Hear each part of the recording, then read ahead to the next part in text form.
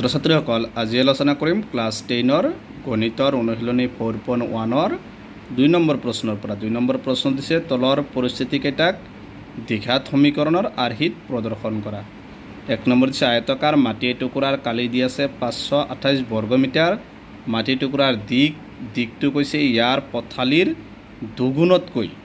যদি প্ৰস্থটো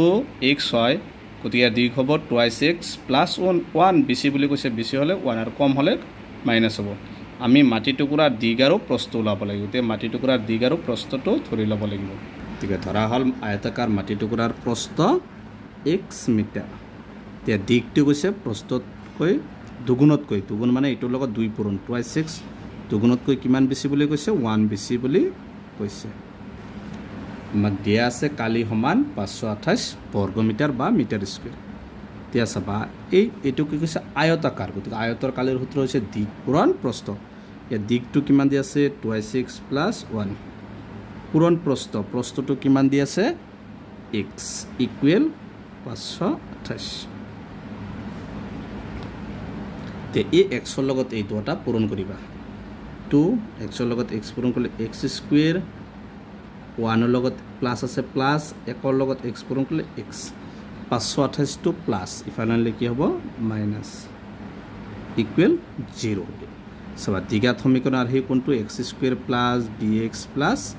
c = 0 গতিকে এইটো কি এইটো আৰু খিত প্ৰকাশ কৰা হৈছে গতিকে এই প্ৰশ্নটোত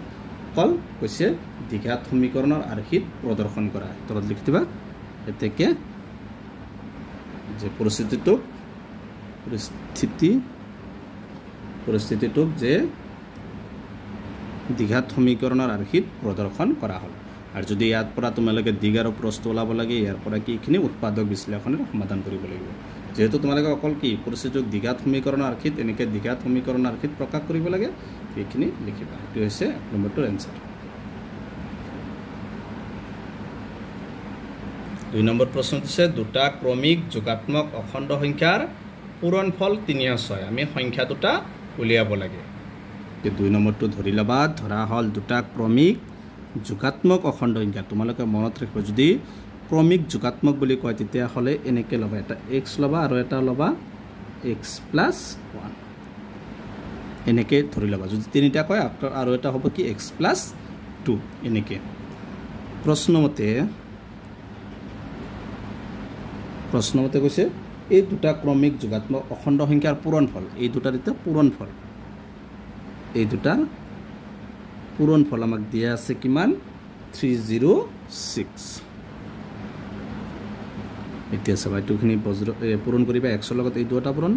x ৰ লগত x পূৰণ কৰিলে x² + x ৰ লগত 1 পূৰণ কৰিলে x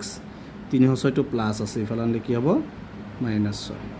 গতিকে x² আছে গতিকে এইটো হৈছে দ্বিঘাত সমীকৰণ এই পৰিস্থিতিটোক দ্বিঘাত সমীকৰণত প্ৰকাশ কৰা হ'ল কিবা দ্বিঘাত সমীকৰণৰ আৰ্হিত প্ৰদৰ্শন কৰা হ'ল এইটো হৈছে 2 নম্বৰটোৰ এনসাৰ একদম সহজ 3 নম্বৰ প্ৰশ্ন কৈছে ৰামৰ মাক দেউতকৈ 26 বছৰ ডাঙৰ ৰামৰ মাক দেউতকৈ কি 26 বছৰ ডাঙৰ তেওঁলোকৰ বয়সৰ গুণফল আজিৰ পৰা 3 বছৰ পিছত হ'বগৈ কিমান 360 ৰামৰ বৰ্তমান বয়স আমি উলিয়াব লাগে ধৰি লবা ধৰা হল ৰামৰ বৰ্তমান বয়স x বছৰ আৰু মাকৰ কৈছে ধৰা হল ৰামৰ বৰ্তমান বয়স কি বুলি ধৰিবা x বছৰ আৰু মাকৰ বৰ্তমান বয়স কৈছে ৰামতকৈ মাক কিমান বছৰ ডাঙৰ 26 বছৰ ডাঙৰ মানে কি হ'ব x + 26 ৰামৰ বৰ্তমান বয়স x হলে মাকৰ বৰ্তমান বয়স হ'ব x + 26 কাৰণ তেও ৰামতকৈ 26 বছৰ ডাঙৰ হলে প্লাস হ'ব কম হলে সৰু হলে কি মাইনাস হ'ব আকৌ কৈছে 3 বছৰ পিছত ৰামৰ বয়স 3 বছৰ পিছত যদি তোমাৰ বয়সটো বৰ্তমান 10 গতে 3 বছৰ পিছত কিমান হ'ব 10 আৰু 3 কি হ'ব 13 মানে যোগ কৰিব লাগিব বৰ্তমান বছৰটোৰ লগত যোগ কৰিব লাগিব ঠিক ৰামৰ বছৰত 3 বছৰ পিছত ৰামৰ বয়স বৰ্তমান x প্লাস কেই বছৰ কৈছে 3 বছৰ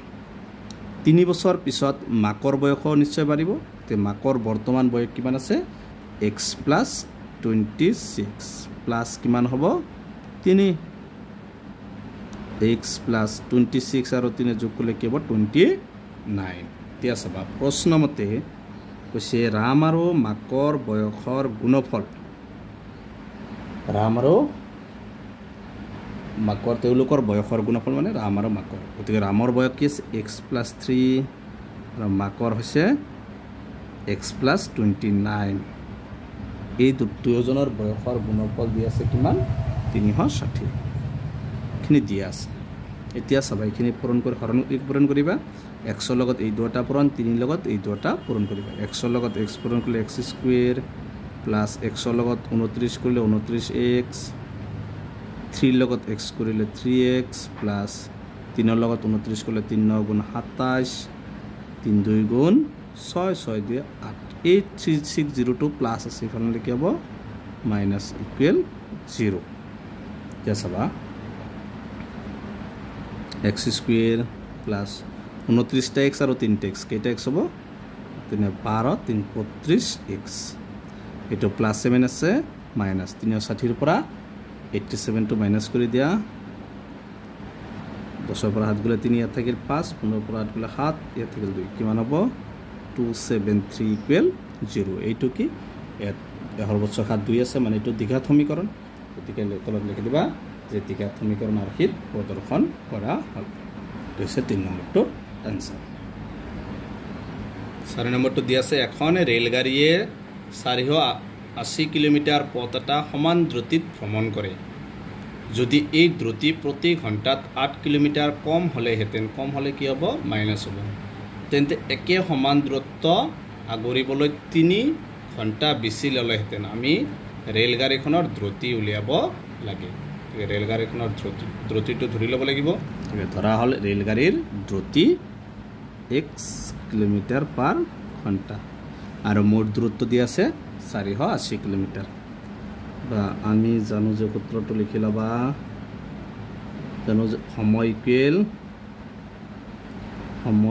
দূৰত্ব বাই দূৰত্ব ইয়াত কিমান আছে 480 আৰু দ্ৰুতিটো কিমান দিয়া আছে x হেনে লিখি লবা তাৰ পিছত আকৌ কৈছে যদি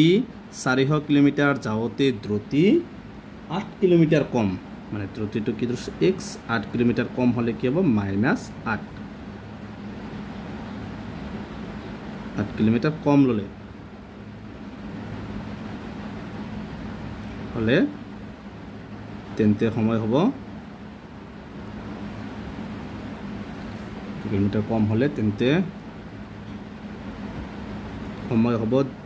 দূৰত্ব বাই দূৰত্বটো সেম কিমান দূৰত্ব 480 তো ওপৰত হ'ব দূৰত্ব 480 তলত হ'ব দ্ৰুতিটো এবাৰ কিমান x - 8 আছে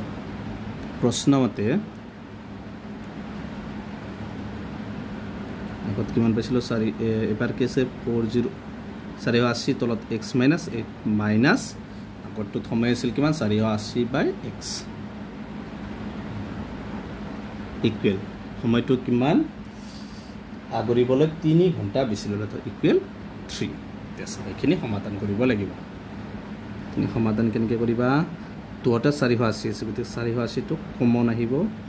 কমন আহিলে ইয়াত থাকিব ওপৰত 1 থাকিব তলত x - 8 থাকিব মাইনাস ইয়াতো ওপৰত 1 তলত x ইকুৱেল 3 এবাৰ 480 টো ইয়াত পুৰণি ফালে লিখিব হৰণ আৰু এখিনি সবাই এখিনি লহাগু লবা x আৰু x - 8 ৰ লহাগু x - 8 x ৰ লগত 1 পূৰণ কৰিলে x মাইনাস আকৌ x - 8 ৰ লগত 1 পূৰণ কৰিলে x - 8 ইকুৱেল 3 480 টো পূৰণ ইফালে নিলে কি হ'ব বাস তলত পূৰণ কৰিবা x ৰ লগত x পূৰণ কৰিলে x² মাইনাস x ৰ লগত 8 পূৰণ কৰিলে 8x ওপৰত x minus plus minus x minus 7 আছে প্লাস 8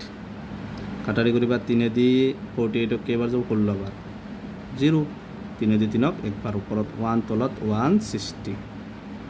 এবাৰ চাবা x2 plus x2 minus cancel তিয়া বজ্ৰ গুণন কৰি দিয়া x²